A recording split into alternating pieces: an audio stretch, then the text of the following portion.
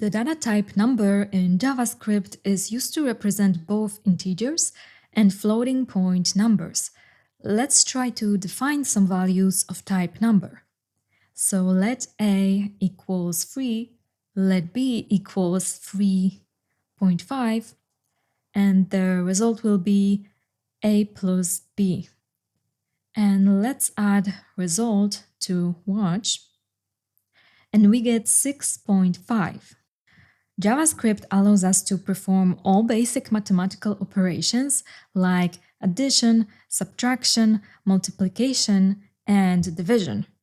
Let's try to perform some calculations like addition, subtraction, division, and multiplication. And also modulo. If you are not familiar with this operator, the modulo operator returns the remainder from the division of numbers. For example, we can tell that 6 is an even number because the modulo of 2 is 0 and 7 is an odd number since the modulo of 2 is 1. Let's try to evaluate the following expression: 2 plus 4 times 2, and the result is 10.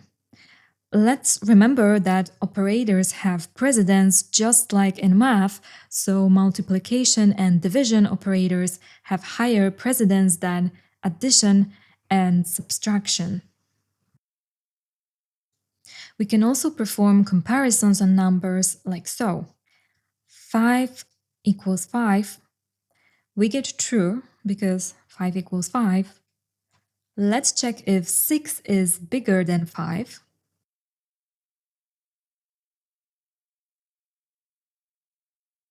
And this is also true.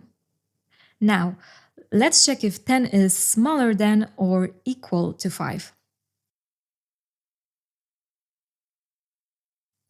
And this is false. We can increment and decrement a number by 1 using plus plus and minus minus operators like so. Let count equals 1, and let's add count to watch.